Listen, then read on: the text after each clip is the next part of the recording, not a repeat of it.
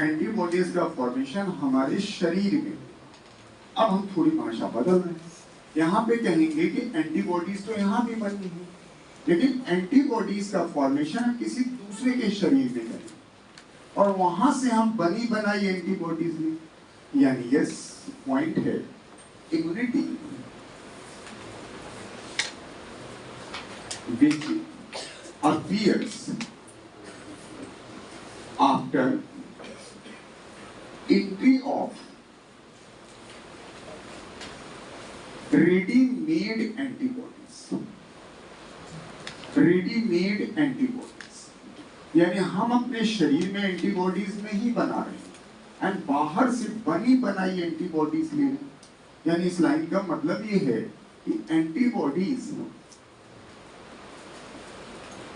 not formed in host body, हम अपने शरीर में नहीं बनाते, किसी दूसरे शरीर में बनाते हैं और बना करके अपने शरीर में डाल देते हैं। जैसे दो एग्जाम्पल आप पहले पढ़ चुके। एक आपने कहा था IgG माँ के शरीर में बनी थी और फिर वो फीटस में चली गई थी, तो फीटस के रिस्पेक्ट में पैसिव, क्योंकि इम्यूनिटी तो फीटस के पास डेवलप हुई ना, और वो फीटस ने एंटीबॉडीज तो नहीं बनाई। या IgA माँ के शरीर में बनी, मेमोरी ग्लैंड में दूध के रास्ते आई और हमारे शरीर में पहुंच गई।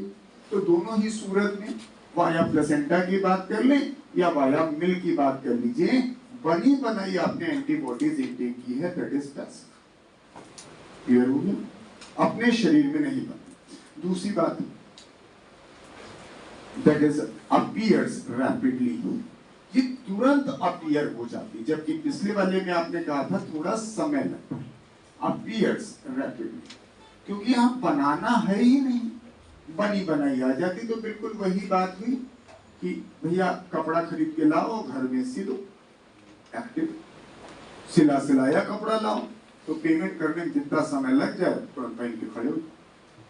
क्योंकि यहाँ पर एंटीबॉडीज आप सीधे ले रहे हो। हमें पिछले एक्टिविटी में समय इसलिए लग रहा था कि हमारी अपनी बी सेल्स बनाया करती थी, तो ये appears rapidly but for short duration, ये ज्यादा समय की नहीं होती। क्यों ऐसा? क्योंकि यहाँ पर आपके पास मेमोरी सेल नहीं बनती। वो चार्ट आपके हमेशा काम आएगा, नो मेमोरी सेल्स। और जो एंटीबॉडीज आप बाहर से लेते हो वो कुछ समय के बाद समाप्त हो जाती है, क्योंकि एंटीबॉडीज की हाफ लाइफ होती है, आपको पढ़ाई नहीं जाती है। जो IgG है उसकी हाफ लाइफ सबसे ज्यादा होती है, 23 दिन, 23 डेज। कुछ एंटीबॉडीज होती है उनकी हाफ लाइफ सिर्फ 3 दिन, मैक्सिमम हाफ लाइफ 23 दिन। तो अगर हम सबसे ज्यादा वाली को ही ले लें और 23 दिन के बजाय 1 महीना ले लें एग्जाम्पल के तौर पे, तो आज अगर मान लीजिए मेरे शरीर में 10 ग्राम एंटीबॉडीज आपने डाल दी, 1 महीने के बाद कितनी रह जाएगी? 5 ग्राम। फिर 2 महीने के बाद कितनी रह जाएगी? 2.5 ग्राम। 3 महीने के बाद 1.25, 4 महीने के बाद 5 या 6 महीने के बाद उसकी मात्रा डेसिमल के सेकंड प्लेस पे चली जाएगी। तो इसका मतलब वो नेग्लिजिबल हो जाएगी। कभी पढ़ा होगा आपने, एंटीबॉडीज जब डाइल्यूट फॉर्म में होती हैं तो कोई काम नहीं करते, कभी पढ़ाया होगा।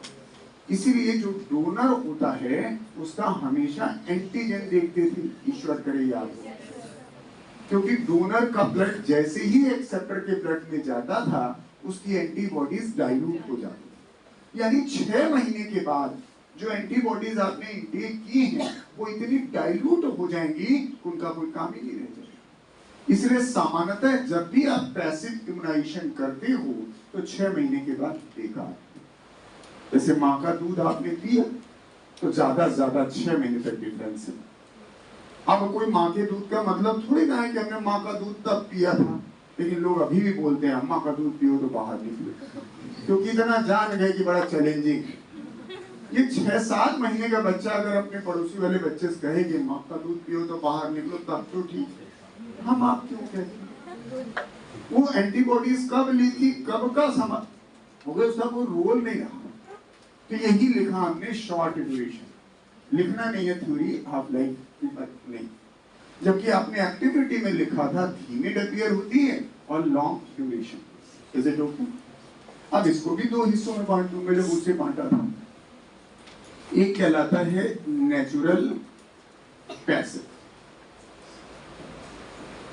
एबिलिटी, यानी प्राकृतिक तरीके से आपके अंदर पैसिविटी जनरेट होती है, क्योंकि पैदा होने के बाद या उससे पहले कुछ ऐसी प्रक्रिया से गुजरते हैं, ऑटोमेटिकली आपके शरीर में वो एंटीबॉडीज आती है। नेचुरल का मतलब यही हुआ, यानी yes it is achieved naturally in life. और दो एग्जाम्पल हैं, दोनों आपके पास है। एक आपने पहला लिखा था IgG का, याद आ गया, वाया प्लेसेंटा। भाई मैमल अगर हैं तो माँ के पेट में ही पलोगे, तो पलोगे तो प्लेसेंटा तो बनेगा ही, और प्लेसेंटा का माध्यम से आ जाएगा। आप रोक थोड़ी लोगे, नहीं अम्मा मत भेजना, बहुत है, ऐसे नहीं, वो आना ही आना है आपके पास। क्या टर्म इज नेचुरल। दूसरा IgA, तो कुछ नया नहीं बता रहा हूं, इसलिए मैंने ये पॉइंट वहीं आपको बता दिया था, दोबारा खाली हेडिंग में ला। And that is via milk. Cholesterol लिखेंगे तो फिर बहुत ही बड़ी बात है, नहीं तो मिल्क से भी काम चल रहा है, मिल्क में भी होता ही है, कम होता है थोड़ा। तो ये दोनों तो नेचुरल प्रक्रिया है। क्लियर हो गया? तो हमने हेडिंग इसमें कर दी। दूसरा हिस्सा देखिए, that is artificial passive. Artificial passive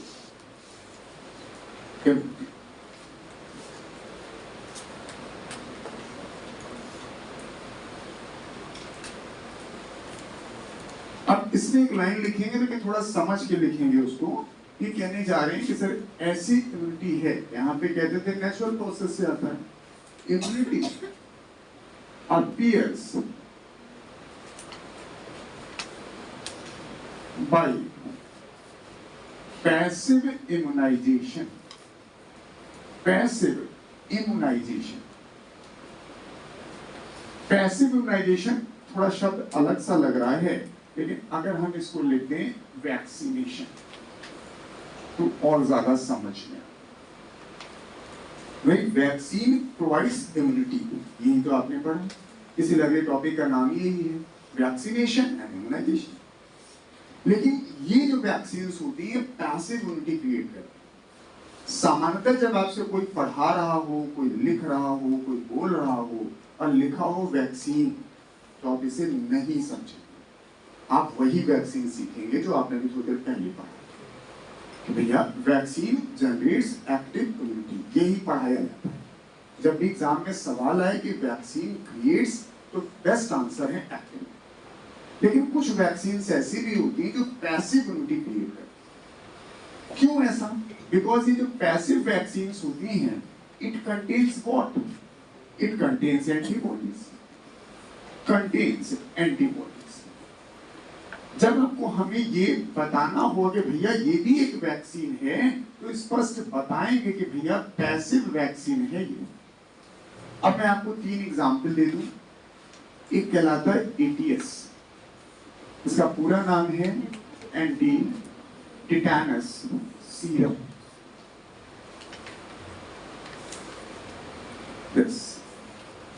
दूसरा एक नाम और लिख दो पहले, ARV, एंटी रेबीज वैक्सीन। एक और चाहिए, 3 आपको समझनी है, ASV, that is anti snake venom. तो एक लाइन जरा इसकी सुन लीजिए, रेबीज और tetanus, that's a tetanus is a viral या बैक्टीरियल? बैक्टीरियल, क्लॉस्ट्रिडियम टिटेना, और रेबीज इज ए वायरल।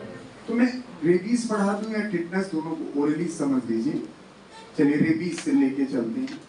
तो एक वायरस होता है रेबीज का, ध्यान से समझिएगा, ये आपके यहाँ पर सामान्यतः ऐसा वायरस है जो कार्निवोर एनिमल्स पे अटैक करता है, आप पे नहीं करता। अब कार्निवोर एनिमल्स बहुत सारे हैं दुनिया में, लेकिन आपके जो सबसे नजदीक है वो है कुत्ता।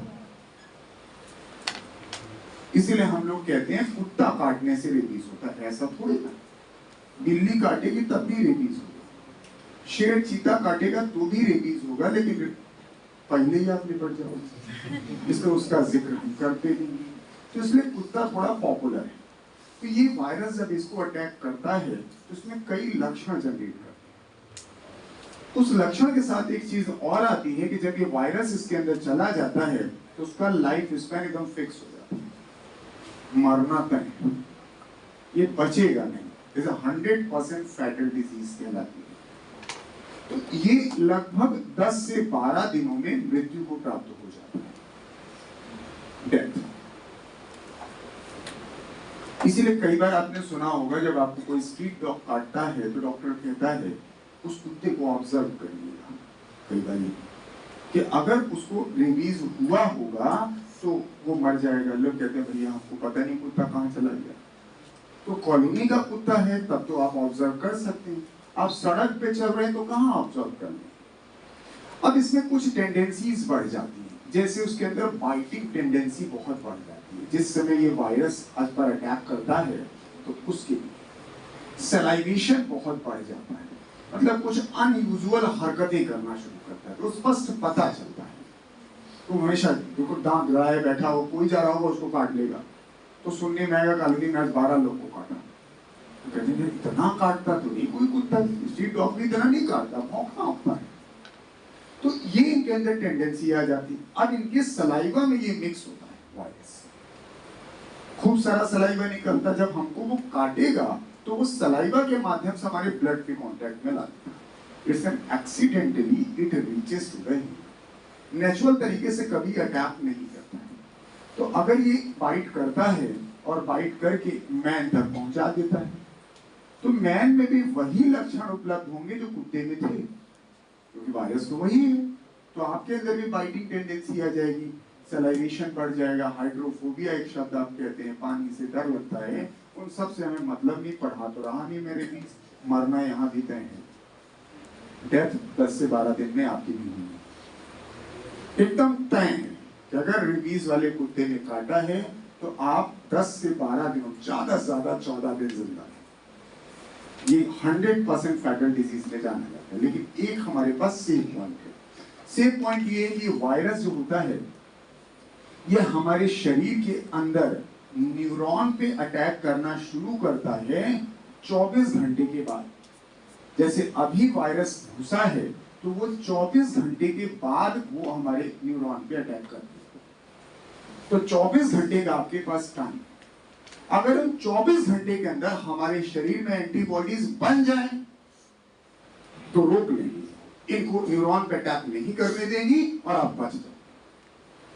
हम जानते हैं एक्टिविटी 24 घंटे में जनरेट नहीं हो सकती। भाई ये वायरस गया है तो इम्यूनिटी भी तो जनरेट करेगा हमारे अंदर, लेकिन 24 घंटे में कभी एक्टिविटी जनरेट नहीं होगी, और होती भी तो फीबल न स्लो।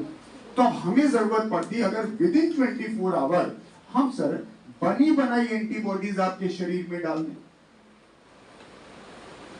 तो वो सर हमारे इस वायरस के न्यूरॉन के अटैक को रोक सकते हैं। और न्यूरॉन पे अटैक हमने रोक दिया तो हम मृत्यु को नहीं प्राप्त करेंगे। ये है आपके पास कॉन्सेप्ट, तो समझ में आया कि हम इन वैक्सीन का प्रयोग उस जगह करते हैं जहां हम एक्टिव इम्यूनाइजेशन का इंतजार नहीं कर सकते, because these are the deadly pathogens and the same for the tetanus also.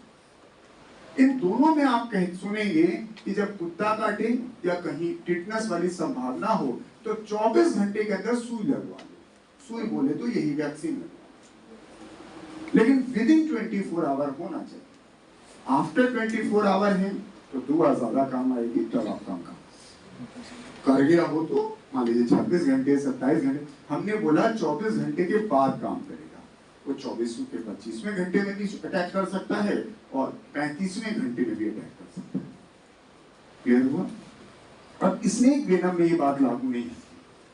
जो सांप के जहर होते हैं वो कई ऐसे जहर हैं वो 2-5 मिनट में अटैक कर देते हैं, क्योंकि सांप का जहर 2 ही जगह अटैक करता है, न्यूरॉन पे या आरबीसी पर। न्यूरोटॉक्सिक होता है या हीमोलिटिक होता है, लेकिन वो 24 घंटे का समय नहीं देता। जैसे हमको किसी जहरीले सांप ने काटा, मान लीजिए 15 मिनट के बाद वो हमारी आरबीसी पर अटैक करेगा, हीमोलिसिस शुरू हो जाएगी।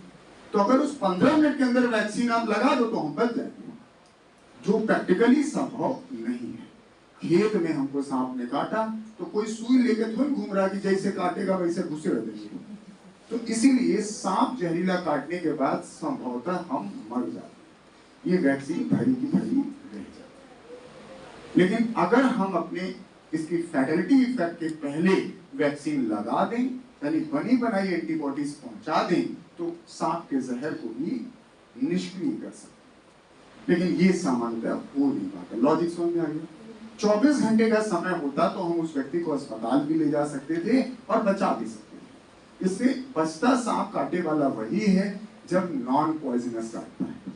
पॉइजनस काटता है तो टाटा वही कहता है, क्योंकि उसमें कुछ होने वाला है।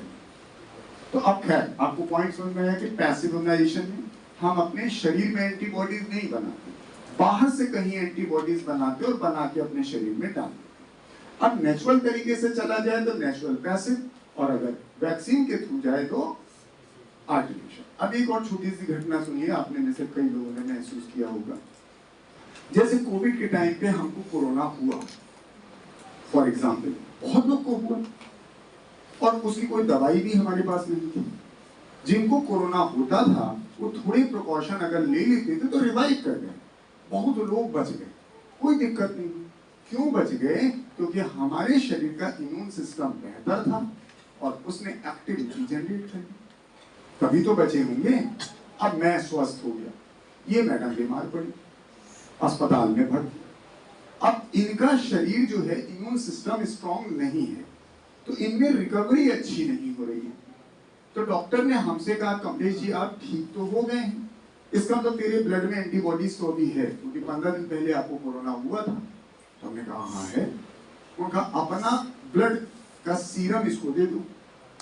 तो जब मेरा ब्लड का सीरम इसमें चढ़ाओगे तो मेरे ब्लड के सीरम में एंटीबॉडीज तो है ना, तो इसके अंदर इम्यूनिटी आ जाएगी। और ऐसा किया था कई लोगों ने। उस समय अगर आपको चीजें याद हो तो लोग कहते थे आप बीमार हो तो आपके घर में आसपास कोई है ऐसा जो आपको सीरम दे सकता है जिसको कोरोना हुआ हो। तो उस समय कोई घर से निकल तो रहा नहीं, लेकिन जब घर में ऐसी बात होती लोग दिए थे, तो वहां पर इसके अंदर इम्यूनिटी आएगी, दैट इज पैसिव। वो भी पैसिव इम्यूनाइजेशन ही है, आर्टिफिशियल है। वैक्सीन नहीं दे रहे हैं, लेकिन जो हम बनी बनाई एंटीबॉडी से देंगे वो तो वैक्सीन का ही काम करेगी ना। Yes, is it okay? Yes.